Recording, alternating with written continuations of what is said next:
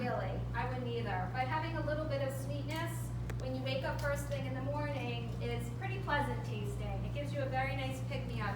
The sugars in here are glucose and fructose. They're simple monosaccharides, simple sugars.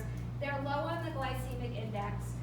I do get asked quite frequently, well, what if you have diabetes? What if you're watching your blood sugar?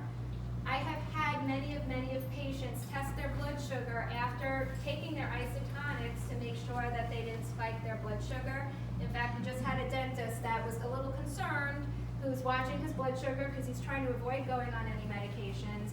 And he said, I'm willing to give it a try, but I'm going to check my blood sugar after. And he actually texted me after he took them and checked it, and he said, you know what, Tamara, it did not change at all. So I was really happy to hear that. So they are simple sugars, 20 out of 100 on the glycemic index, so they're not known to spike the blood sugar.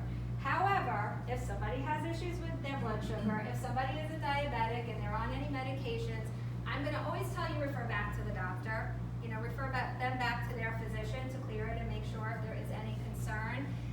The thing with the sugars are, if you're looking at one serving of an isotonic product, it's approximately a grape or two. So I usually say 2 grapes to be safe per serving of isotonic.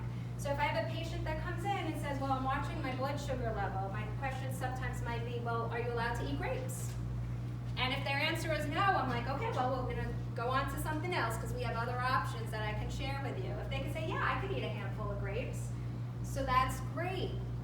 We might need to break up the amounts of servings they're taking at one time through the day and adjust it if necessary. But I've never in my 13 years had any issues, but I am also a health professional and I will still refer back to their physician. So please be aware that you should be doing that too. For those of you that didn't raise your hand, that is a doctor or a health professional in the room, right?